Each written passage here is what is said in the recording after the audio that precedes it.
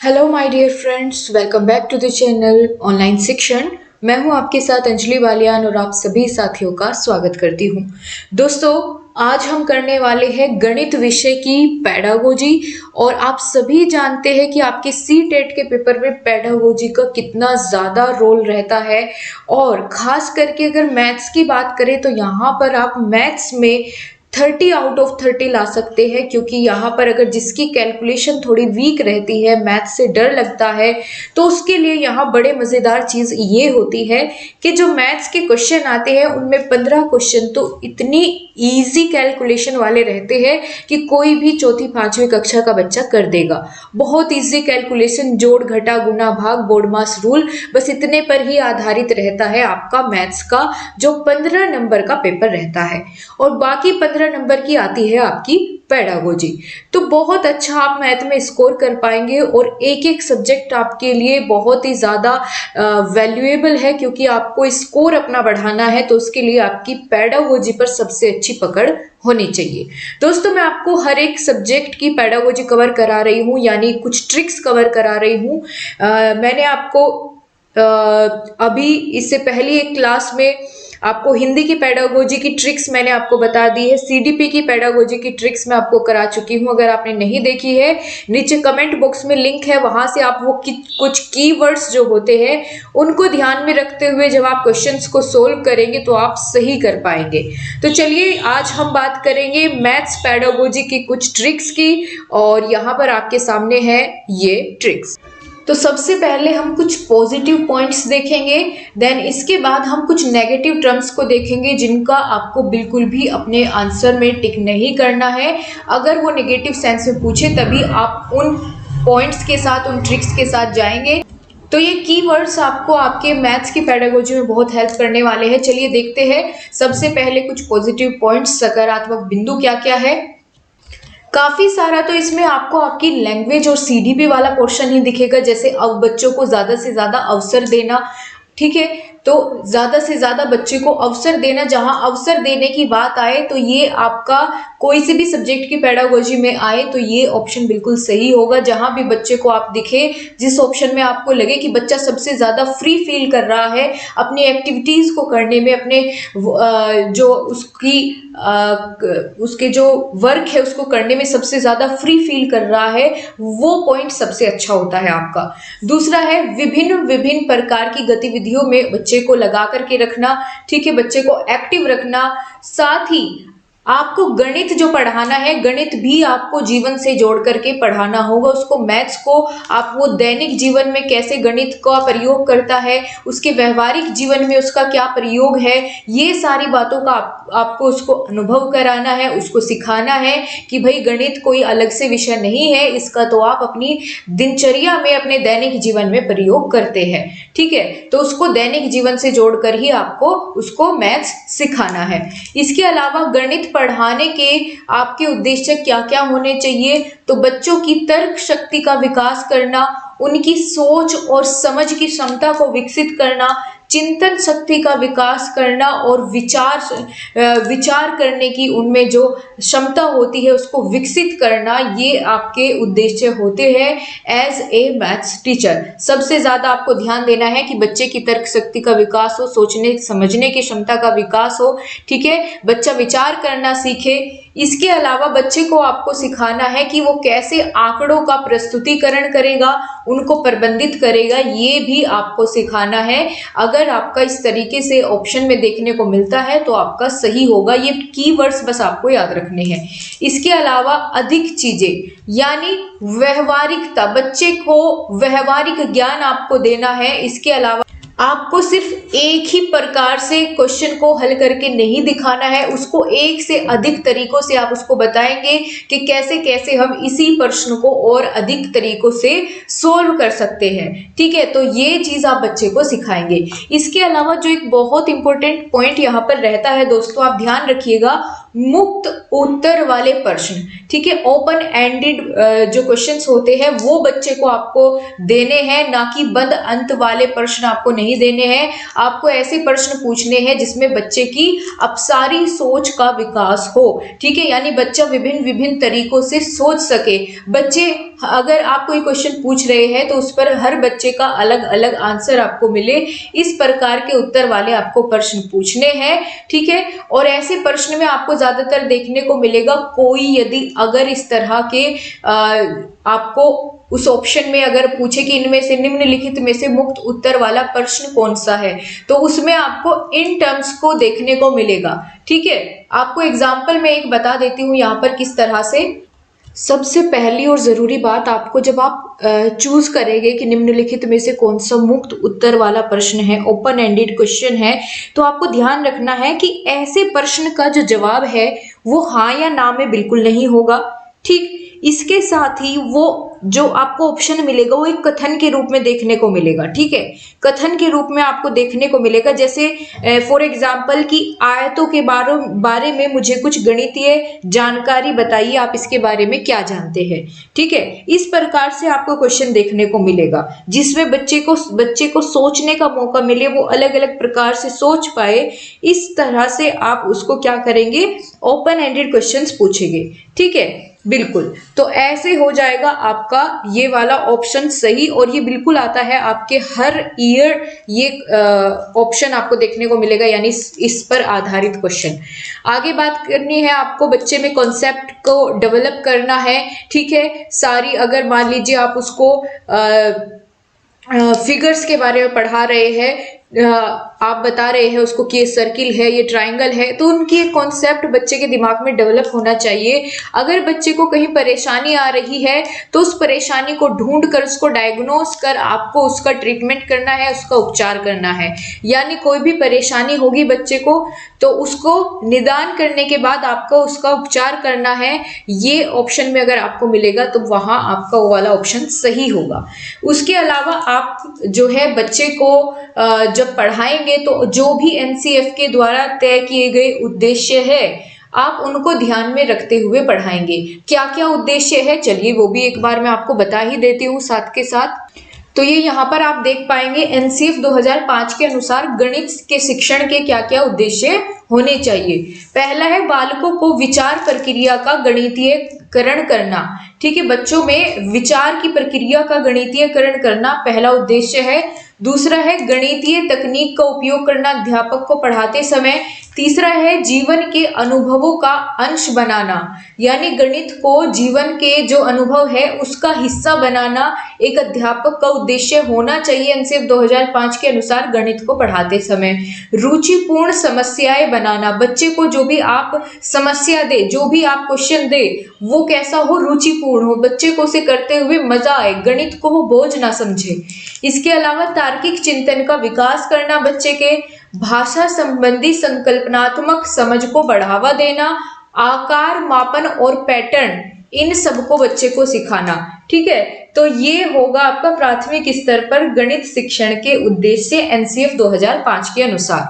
आगे बढ़ते हैं, आगमन विधि का प्रयोग करना, ठीक है, आगमन विधि का प्रयोग करना। इसके अलावा गणितीयकरण करना मैंने आपको अभी बता दिया, उद्देश्य में ये चीज बताई मैंने आपको, ठीक है। संज्ञान स्तर को बढ़ावा देना या उसको इम्प्रूव करना, अनुदेशन। इसके अलावा अवधारणात्मक समझ को विकसित करना, बच्चे में आलोचनात्मक चिंतन का विकास करना, ठीक है। अवबोध और सृजनात्मकता या सृजन करना, ये सारे के सारे पॉजिटिव कीवर्ड्स है। इसके अलावा और भी कुछ है वो भी मैं आपको दिखा देती हूँ। जो भी प्रीवियस ईयर के आपके पेपर्स देखे गए हैं उसमें जितने भी कीवर्ड्स मुझे मिले कि यहाँ पर ये चीजें अगर आप अपने माइंड में रखेंगे तो क्वेश्चन सही करके आएंगे, वो सारे यहाँ पर नोट डाउन किए गए हैं। और दोस्तों एक बात का और ध्यान रखना है आपको, जैसे पहली बार आपका ऑनलाइन एग्जाम हो रहा है तो सबसे जरूरी बात यह है कि आप अगर किसी क्वेश्चन पे आपको लग रहा है कि ये आप कर लेंगे लेकिन आपको उस पर ज्यादा समय लग रहा है तो आप उसको रिव्यू मार्क करके, ठीक है, उसको आगे बढ़ जाइए। फिर बाद में जब, क्योंकि कई बार ऐसा होता है कि हम एक जो टफ क्वेश्चन होता है उसके पीछे पड़े रहते हैं उसको सोल्व करने के लिए और आगे बहुत सारे इजी क्वेश्चंस छूट जाते हैं। तो आपको इस बात का ध्यान रखना है, मार्क फॉर रिव्यू पर टिक करके आप उसको आगे बढ़ जाएंगे, ताकि बाद में, क्योंकि ऐसा तो नहीं है कि आपको ढूंढना पड़ेगा, पेज पलटने पड़ेंगे, आप जैसे ही उस सेक्शन पर क्लिक करेंगे आपको दिख जाएगा कि ये वाला क्वेश्चन आपका अभी छुड़ा हुआ है। ठीक है, तो ऐसे करके आप बहुत अच्छे से अपना एग्जाम देंगे, डरने की घबराने की कोई बात नहीं है। बहुत अच्छा लेवल आ रहा है एग्जाम का, बिल्कुल आप लोग उसको अच्छे से फोड़ के आएंगे। ठीक, बिल्कुल नहीं घबराना आपको। चलो आगे बताती हूँ आपको ये भी अधिगम तकनीक। ठीक है, अधिगम तकनीक, आपको बहुत सारी तकनीकों का प्रयोग करना है गणित शास्त्र के शिक्षण में। जैसे बच्चे को अभ्यास कराना है, ठीक है, असाइनमेंट उनको देना है, समूह में कार्य कराना है, स्वयं अध्ययन करना सिखाना है। ठीक है, तो ये ब्रेन स्टॉर्मिंग करवानी है। ये सारी तकनीकों को आप लोग क्या करेंगे, फॉलो करेंगे। इसके अलावा है सामाजिक विज्ञान। बच्चे को जो गणित है सामाजिक विज्ञान से जोड़ते हुए बच्चे को गणित सिखाना है कि भैया देखिए, अगर आपको कहीं जाना है, ठीक है, आपको आप ये मान के चलिए कि आपको किसी अपने मामा के घर जाना है, तो वहां की दूरी आप कैसे पता करेंगे, ठीक है, वो भी आप कैसे मापन से पता करेंगे। अगर आपको सूर्य की और पृथ्वी के बीच में दूरी देखनी है, जो कि भूगोल से भी संबंधित हो जाता है, तो वहां भी आपका गणित यूज होता है। आपको उसको विभिन्न विभिन्न तरीकों से समझाना है कि गणित के बिना हम नहीं अपने जीवन में कोई भी सफलता हासिल कर सकते हैं, क्योंकि कम से कम अपने जितना भी खर्च होता है, जितनी भी बचत होती है, हम कितना अर्निंग करते हैं, इन सब के लिए आपको हिसाब के लिए अपने दैनिक जीवन में जरूरत पड़ेगी किसकी, गणित की।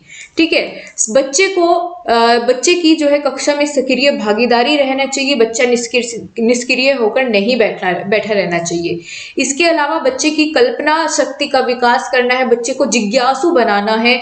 इसके अलावा सतत एवं व्यापक मूल्यांकन आपको करना है, यानी पढ़ाने के साथ साथ आप उसका हर पल मूल्यांकन करते हुए चले, और बच्चे को पता भी ना चले, आप उसका मूल्यांकन साथ साथ करते हुए चले। जहां कमी मिले वहीं उसका निदान करके आप उपचार करते हुए पढ़ाए। इसके अलावा व्यक्तिक विभिन्नता का ध्यान आपको बिल्कुल रखना है। ये आपका हर एक सब्जेक्ट की पेडागोजी में आपके ये पॉइंट्स आते हैं कि व्यक्तिगत विभिन्नता का ध्यान रखते हुए ही आपको बच्चे को सिखाना है। ठीक है, क्योंकि सभी बच्चों का जो नेचर होता है, सभी बच्चों की क्षमता जो है वो समान नहीं होती है। इसके अलावा बाल केंद्रित शिक्षण आपको अपनाना है, बाल केंद्रित शिक्षण, ना कि आपको पाठ्य पुस्तक और शिक्षक केंद्रित कोई भी कथन मिले वो आप गलत मानेंगे, और जहां बाल केंद्रित, बालक को केंद्र में रखकर जो भी आपको चीजें बताई जाएगी उसको आप सही मानेंगे। बच्चे की रुचि के अनुसार आपको पढ़ाएंगे, और इस तरीके से अपने सब्जेक्ट को उन तकनीकों के साथ, उन विधियों को प्रयोग करके बच्चे के सामने प्रेजेंट करेंगे कि बच्चा उसमें अधिक से अधिक इंटरेस्ट ले, रुचि ले। ठीक है, एक पैटर्न से आप सिखाएंगे। ऐसा नहीं है कि सबसे पहले आप उसको भाग करना सिखाने लगे, तो एक पैटर्न के साथ आप उसको सिखाएंगे। ठीक है, पैटर्न फॉलो करेंगे, स्वयं करके सीखने का बच्चे को अवसर देंगे। तो ये सारे थे आपके पॉजिटिव पॉइंट्स। अब हम चलेंगे नेगेटिव पॉइंट्स, देखेंगे कौन कौन से वो कीवर्ड्स हैं जिनसे आप पहचान कर पाएंगे। कई बार पूछ लेता है कि निम्नलिखित में से कौन सा सही नहीं है, तो तब आपको नेगेटिव पॉइंट्स की भी आवश्यकता पड़ेगी, इसीलिए दोनों आपको मैं एक बार ही बता देती हूँ। लेकिन उससे पहले आप सभी के लिए एक जरूरी सूचना। गाइस, अगर आप LT ग्रेड सहायक अध्यापक भर्ती 2022 की परीक्षा के लिए तैयारी कर रहे हैं और अभी तक कंफ्यूज है कि किस बुक से आपको बहुत अच्छे तरीके से तैयारी करने का अवसर मिलेगा, तो ये यहाँ पर मैं आपको सजेस्ट करना चाहूँगी। चक्षु पब्लिकेशन की बुक आती है LT ग्रेड के लिए, और यहाँ पर बिल्कुल नवीनतम पाठ्यक्रम के अनुसार प्रीवियस ईयर क्वेश्चंस को या पेपर्स को ध्यान में रखते हुए पूरा पाठ्यक्रम इस बुक में तैयार किया गया है। साथ ही इसमें 2019 का पेपर भी सोल्व दिया गया है, और साथ ही साथ यहाँ पर आपको बहुत सारे नए नए क्वेश्चंस देखने को मिल जाएंगे, और 800 बहुविकल्पीय प्रश्न भी इसी बुक में आपको देखने को मिलेंगे। आपकी प्रत्येक विषय की यहाँ पर ये बुक अवेलेबल है। इसी के साथ यहाँ पर आप लोग देख पाएंगे, ये यहाँ पर आप देख सकते हैं सभी सब्जेक्ट्स की आपकी ये बुक अवेलेबल है। ठीक है, और इसी के साथ इस बुक की खासियत ये है कि जितना भी मटेरियल है वो बिल्कुल सिलेबस को ध्यान में रख करके दिया गया है। कुछ भी एक्स्ट्रा नहीं है, कुछ भी कम नहीं है, बिल्कुल जितना होना चाहिए उसके हिसाब से सारी चीज़ें व्यवस्थित रूप से आपको इस बुक में मिलेगी। साथ ही इसके प्रैक्टिस सेट भी आते हैं, आप लेना चाहेंगे तो आपके पास के किसी भी बुक स्टोर पर ये बुक अवेलेबल हो जाएगी चक्षु पब्लिकेशन की, या फिर आप इसको ऑनलाइन भी खरीद सकते हैं, जिसका लिंक आपको डिस्क्रिप्शन में दे दिया गया है। Thank you guys. चलिए वापस अपने टॉपिक पर आते हैं। यहाँ पर हम बात कर रहे थे नेगेटिव पॉइंट्स की, कि कौन कौन से नेगेटिव पॉइंट्स है जो आपको ध्यान में रखने हैं। सबसे पहले अगर ऑप्शन में आपको कहीं दिख जाए कि वहां पर बच्चे को सूत्र याद करवाने पर जोर दे रहा है, सूत्र याद करवाने पर बल दे रहा है, वो पॉइंट आपका वो नेगेटिव माना जाएगा। ठीक है, उसको देखते ही आप लोग कट करेंगे। और अगर पूछा ही यही है कि निम्नलिखित में से कौन सा नहीं है, तो आप इनके साथ जाएंगे। ठीक है, आगे बात करें, अगर रटने पर जोर दिया जा रहा है, दोहराने पर, याद रखने पर बल दिया जा रहा है, तो वो नहीं होगा, क्योंकि हमारा एनसीएफ कहता है कि बच्चे को रट्टू तोता नहीं बनाना है, उसकी समझ को विकसित करना है, उसकी सोच को विकसित करना है, उसकी तर्क शक्ति, उसकी चिंतन क्षमता का विकास करना है, ना कि उसको रटने पर जोर देना है। इसके अलावा अगर बात की जाए कि बच्चे को आसान बना करके सिखाए, तो वो चीज नहीं होगी, बल्कि यहाँ पर बच्चे को सही ढंग से समझाने की, इंटरेस्टिंग वे में समझाने की यहाँ पर बात करनी है। बच्चे को अगर बोले व्यस्त रखने की बात की जा रही है, व्यस्त नहीं रखना है आपको। आप ऐसे तो बोल देंगे कि भाई अपना जो करना है कर लो, इस तरीके से व्यस्त नहीं रखना है, बच्चे को सक्रिय रखना है। ठीक है, उसी चीज में जो आप बच्चे को सिखा रहे हैं। इसके अलावा ना ही आप किसी भी विषय वस्तु को कठिन करके सिखाएंगे। ठीक है, इसके अलावा उनसे उत्तर नहीं पूछेंगे डायरेक्टली। इसके अलावा अगर बात की जा रही है, खाली लिखने पर जोर नहीं देंगे। ठीक है, इसके अलावा अगर हम बात करें, जिन ऑप्शंस में आपको दिखे कि केवल या ही या मात्र, ठीक है, केवल यही इसका सही जवाब हो सकता है, या ही या मात्र, तो इस प्रकार के ऑप्शन भी जो लिमिटेड होते हैं, वो आपका जो एक बच्चे के दायरे को लिमिटेड बनाते हैं, वो ऑप्शंस भी आपके गलत माने जाएंगे। ठीक है, इसी प्रकार से हमेशा शब्द आपको देखने को मिलेगा, तो ये भी गलत है। ठीक है, कहीं अगर बच्चे को कठोर या दंड देने की बात, ठीक है, उसको सजा देने की बात हो रही है, तो वो यहाँ भी गलत होगा, और बाकी सब्जेक्ट की पेडागोजी में भी आपको काम आएगा। बच्चे को पुरस्कार नहीं देना है, ना ही लिंग भेद करना है, बच्चे में लड़का लड़की में भेदभाव या अंतर आपको नहीं करना है। एक शिक्षक होने के नाते आपके लिए सभी बच्चे एक समान हैं, और आप सभी को इक्वली इंपॉर्टेंस देंगे, सभी की बातों को सुनेंगे। ठीक है, चाहे वो अपनी मातृभाषा का प्रयोग करके आपके साथ बातचीत कर रहा हो। तो इस प्रकार से आपके लिए ये थे कुछ कीवर्ड्स आपके मैथ्स की पेडागोजी के। अगर आप इनको फॉलो करते हैं तो आप बेशक बहुत अच्छा स्कोर कर पाएंगे, और पेडागोजी जो है वो बहुत आसानी से आप लोग सोल्व कर पाएंगे। So thank you so much guys. और आप सभी का जिनका एग्जाम कल होगा उनको ऑल द बेस्ट, और जिनका हो चुका है वो जरूर कमेंट बॉक्स में बताएं कि आपका एग्जाम कैसा हुआ। आपसे फिर मिलेंगे दोस्तों, तब तक के लिए नमस्कार, जय हिंद, वंदे मातरम।